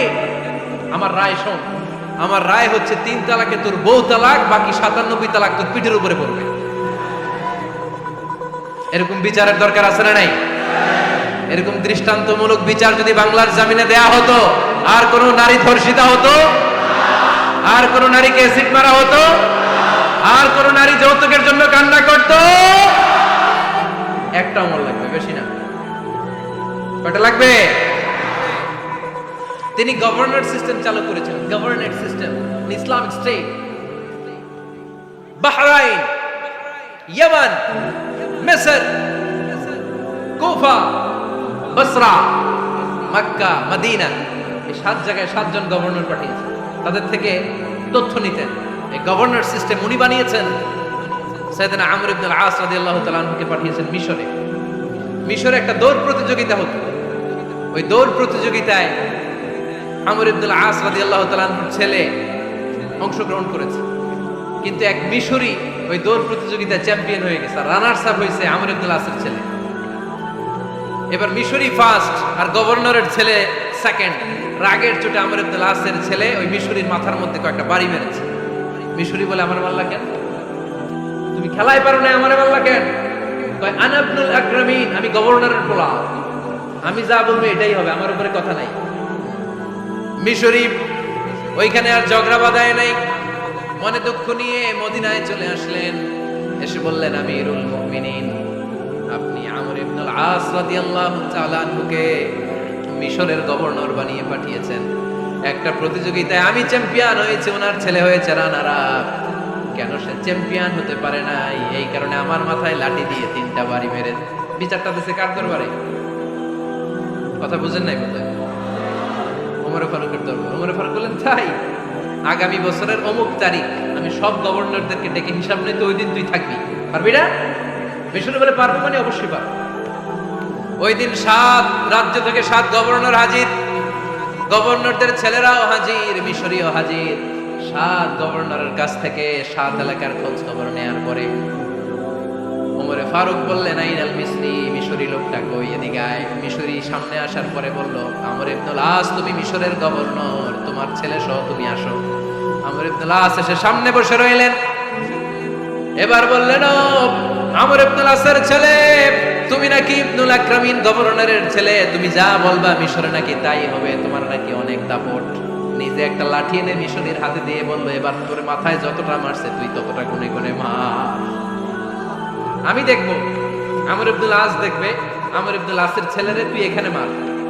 সে বলতেছে, থাক, আপনি বলছেন এতেই যথেষ্ট, মারা লাগবে না, আমি মাফ করে দিলাম। ওমরে ফারুক বলল, খবরদার, মার, মার ওর মাথার মধ্যে। মিশরি ওমরে ফারুকের ধমক শুনে ভয়ে ভয়ে 3টা বাড়ি মারল। এই বাড়ি মারা দেখেও ওমরে ফারুকের হৃদয় ঠান্ডা হয় নাই। লজ্জায় আমর ইবনে আল-আস, বয়স হয়ে গিয়েছে, সাহাবা, মাথা তখন টাক, মাথায় চুল নাই, লজ্জায় মাথাটা হেট হয়ে মাথাটা নিচু করে রেখেছে। এবার রাগের চোটে ওমরে ফারুক বললেন, এবার আমর ইবনে আল-আসের টাক মাথার মধ্যে একটা মার। মা কেন ছেলেকে শিক্ষা দিতে পারে নাই?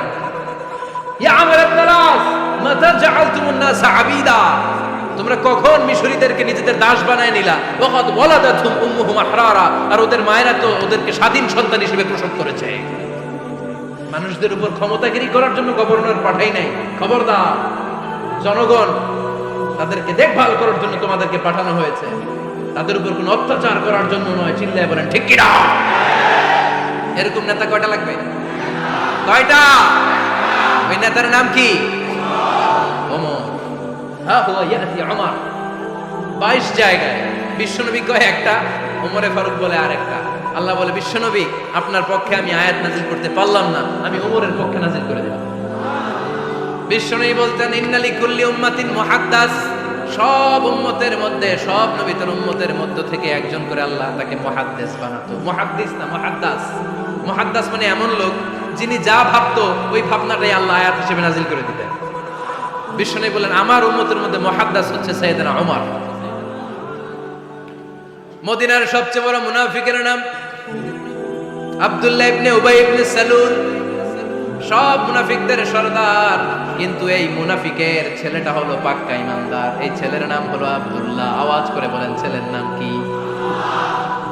আব্দুল্লাহ ইবনে উবাই ইবনে সালুল মুনাফিক সরদার যখন ইন্তেকাল করলো, সাইয়েদনা আব্দুল্লাহ রাদিয়াল্লাহু তাআলা আনহু বিশ্বনবীর কাছে এসে চোখের পানি ছেড়ে ডেকে বলে নবী আপনিও জানেন আমিও জানি, মদিনার সবাই জানে আমার আব্বা মুনাফিকদের সরদার, কিন্তু আমার মন তো মানে না, আমার তো পিতা, আমার তো বাবা লাগে, আমার তো মন মানে না। আপনিও জানেন মুনাফিক, আমিও জানি মুনাফিক। নবী আপনার দরবারে কিছু আমি চাই না, আপনার গায়ের একটা জামা দেন, আপনার জামাটা পরিয়ে আমার বাবারে দাফন দিব। এর উসিলায় যদি আমার আব্বারে আল্লাহ মাফ করে দেয়, দয়ার নবী মায়ের নবী জামা খুলে দিয়ে দিলেন। পড়েন সুবহানাল্লাহ। আব্দুল্লাহ রাদিয়াল্লাহু তাআলা আবার আবদার চললেন নবী জানি আমার বাবা মুনাফিক, কিন্তু আমার তো বাবা, আপনার দরবারে ফরিয়াদ আপনি নিজে যে আমার বাবার জানাজার নামাজের ইমামতি করবেন। দয়ার নবী মায়ের নবী জানাজার নামাজে যেতে চাইলেন। ওমরে ফারুক বললেন নবী না, খবরদার আপনি উবাই ইবনে সালুলের জানাজায় যাবেন না। বিশ্বনবী জোর করে যেতে চাইলেন। সাইয়েদনা ওমরে ফারুক বিশ্বনবীর জামা পেছন থেকে টেনে ধরলেন। আল্লাহু আকবার। টেনে ধরলেন, যাবেন না আপনি। ওমরে ফারুকের হাত থেকে হ্যাচকা টান মেরে জুব্বা টান দিয়ে বিশ্বনবী জানাজায় চলে গেলেন। রব্বুল আলামিন আয়াত নাযিল করলেন ইস্তাগফির লাহুম আও লা তাস্তাগফির লাহুম ওয়া ইন তাস্তাগফির লাহুম ৭০ মাররাতান ফালা ইয়াগফিরাল্লাহু লাহুম। নবী গো একবার নয় দুইবার নয় ৭০ বারও যদি এই মুনাফিকের জন্য আপনি ক্ষমা চান, তার জন্য ক্ষমা নাই, তার জন্য আছে জাহান্নাম। ওয়ালা তাকুম, আপনি যাবেন না আলা কবরি, কখনো তাদের জানাজায় যাবেন না। এই যে একটা ভুল করে ফেলছেন এটা এবারই শেষ, এরপরে আর যাবেন না। সাইয়েদনা ওমর ফারুকের পক্ষে আল্লাহ তাআলা কোরআনের আয়াত নাযিল করে দিলেন। চিল্লায় পড়েন আল্লাহু আকবার। এভাবে 22টা জায়গায় ওমর ফারুক যা বলেছে এটা নিয়ে একটা আলাদা আলোচনা হইতো, আলাদা একটা আলোচনা লাগবে যে 22টা আয়াতে আল্লাহ তাআলা বিশ্বনবীর পক্ষে কোরআনের আয়াত নাযিল না করে সাইয়েদনা ওমর ফারুকের পক্ষে আয়াত নাযিল করেছেন। চিল্লায় পড়েন সুবহানাল্লাহ। ওই ওমর ফারুককে আমাদের মডেল বানানোর দরকার আছে না নাই? ওই ওমর ফারুকের জীবনী আমাদের ছেলে মেয়েদেরকে পড়ানোর দরকার আছে না নাই? আমাদের ভবিষ্যৎ প্রজন্ম এগুলো জানে না। ওরা সালমান খান দেখে বড় হয়, ওরা শাহরুখ খান দেখে বড় হয়, ওরা ঋত্বিক রোশনকে দেখে বড় হয়। ওরা মনে করে যে এরাই বড় সুপার হিরো। আমাদের যে কত বড় সুপার হিরো আছে এরা জানেই না। নতুন প্রজন্মের কর্ণকোহরে সাইয়েদনা ওমর ফারুকের ইতিহাস পৌঁছে দেওয়ার দরকার আছে না নাই? ওমর ফারুকের ইন্তেকালের ঘটনাটা বলেই আমরা মোনাজাতের দিকে যাব। শুনবেন? শুনতে চান? উনি স্বপ্নে দেখলেন একটা লাল মোরগ ওনাকে 3টা ঠোকর মেরেছে। কয়টা? উনি জুমার নামাজে জিলহজ মাসের শেষ সপ্তাহে জুমার নামাজে বললেন যে একটা লাল মোরগ 3টা ঠোকর মেরেছে। মুগীরা ইবনে শুবা রাদিয়াল্লাহু তাআলা আনহুর দাস আবু লুলু আল মাজুসি, এই লোকটা খঞ্জর বানাতে পারত। মুগীরা রাদিয়াল্লাহু তাআলা আনহুর দাস। মুগীরা প্রতিদিন 4 দিরহাম করে চার্জ করত, যেহেতু দাস। সে এসে বিচার দিল আমিরুল মুমিনিন মুগীরা আমার থেকে বেশি টাকা চায়, জুলুম করে। ওমর ফারুক বললেন তাই? তুমি কি কাজ জানো? বলে আমি খঞ্জর বানাতে জানি। বাড়ি কই? পারস্য। আরে তুমি খঞ্জর বানাতে জানলে তো 4 দিরহাম অনেক কম, সে তো আরো বেশি টাকা নেওয়া দরকার ছিল তোমার থেকে। আবু লুলুর এই কথা পছন্দ হয় নাই। সে কয় ওমর তুমি সবারে দয়া দেখাও আর আমার ক্ষেত্রে কঠিন নিয়ম বানাইলা, দাঁড়াও এই নিয়ম তোমারে আমি দেখাবো। এই রাগে সে বাড়িতে যে একটা খঞ্জর বানালো। কি বানালো? খঞ্জর চিনেন? ছোট্ট ছুরি। কিছুদিন আগে ওমানের সুলতান কাবুস ইন্তেকাল করেছেন, জানেন আপনারা? ওনার এই কোমরের মধ্যে খঞ্জর থাকতো, ছবিতে দেখছেন? আরব শাহেক যারা সুলতান আমির, কোমরে কি থাকে? ছোরা থাকে, খঞ্জর। সে বাসায় যে একটা খঞ্জর বানালো, যেই খঞ্জরের দুই মাথা, লাহু রাসান ওয়া মাকবাদাতুহু ফি ওয়াসাতি, আর ধরার হ্যান্ডেলটা মাঝখানে, এদিকেও ছুরি এদিকেও ছুরি, যাতে এইভাবে মারা যায়। সে ধার দিতে লাগলো আর বলল, ওমর দাঁড়াও, তোমার আমি দেখাবো। ওমর ফারুক মসজিদে নববীর ইমাম, ফজরের নামাজের সময় এ আবু লুলু আল মাজুসি বুরনুস পরে, চাদর পরে, লুকিয়ে লুকিয়ে, সে অগ্নি উপাসক, মুমিন নয়, ওমর ফারুককে অ্যাটাক করার জন্য গেলেন মসজিদে নববীতে। ওয়াকানু ইউসাল্লুনা বিগালাস, তখন ওনারা অন্ধকারে নামাজ পড়ত। নামাজের সময় যখন হলো, লুকিয়ে লুকিয়ে প্রথম কাতারে ওমর ফারুকের পিছনে মুয়াজ্জিনের পাশেই দাঁড়ালেন, হাতে খঞ্জর, একামত হলো। ওমর ফারুক সালাত শুরু করলেন, ফজরের সালাত, আল্লাহু আকবার। নামাজ শুরু করলেন, সূরা ফাতিহা বললেন। আরেকটা সূরা যখন পড়তে যাবেন, in the mean time Abu Lulu এই খঞ্জর নিয়ে ওমর ফারুকের বুকের মধ্যে 3টা স্টেবিং করলেন। একটা মারলেন নাভির নিচে, মারার সাথে সাথে পাকস্থলী কেটে গেল। আরেকটা মারলেন পাজরে, পাজর ছিঁড়ে গেল। 3টা মারার পরে ওমর ফারুক বললেন, কাতালানি আল কাল, এক কুকুর আমাকে মেরে ফেলেছে। পেছন থেকে এক সাহাবীকে টান মেরে সামনের দিকে নিয়ে গেল, তুমি নামাজের ইমামতি করো। আর ওমর ফারুককে বাকিরা ধরাধরি করে পেছনে নিতে আরম্ভ করল। আর এই আত্মাই আক্রমণ যে করেছে, সে কাতারের মাঝখান দিয়ে যেতে আরম্ভ করলো, আর দুই দিকে ছুরি মারতে আরম্ভ করলো। 13 জন সাহাবীর গায়ে ছুরি মেরেছে, 7 জন সাহাবা স্পট ডেথ, জায়গায় মৃত্যু।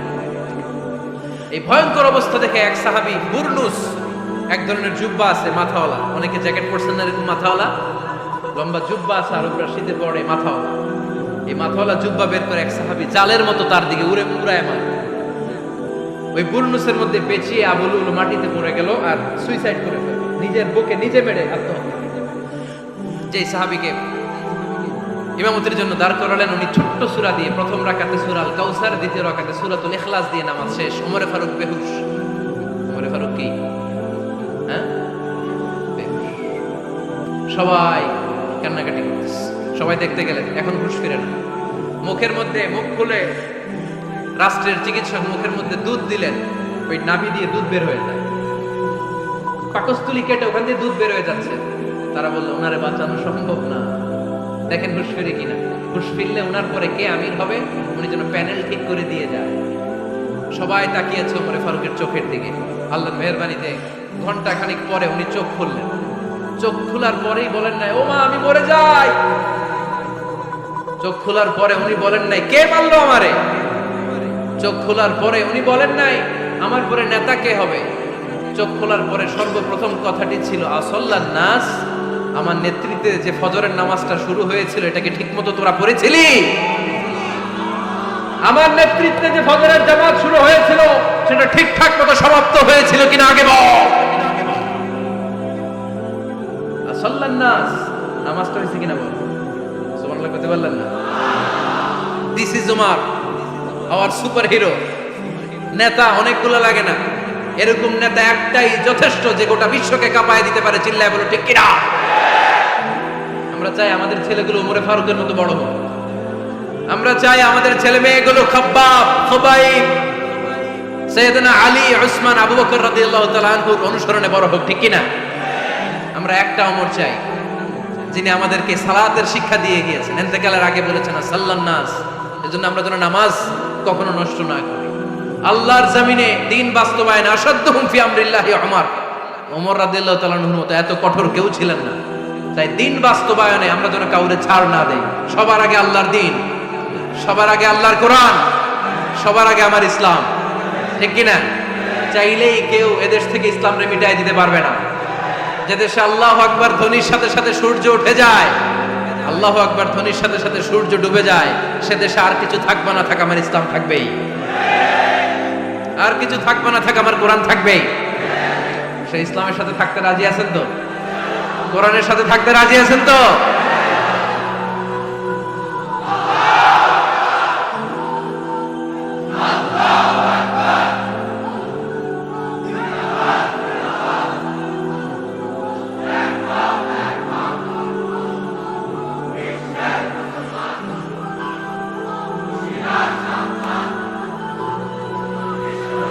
আল্লাহ আমাদের সবাইকে কবুল আর মঞ্জুর করে নেয়, আমরা পড়ি আমিন।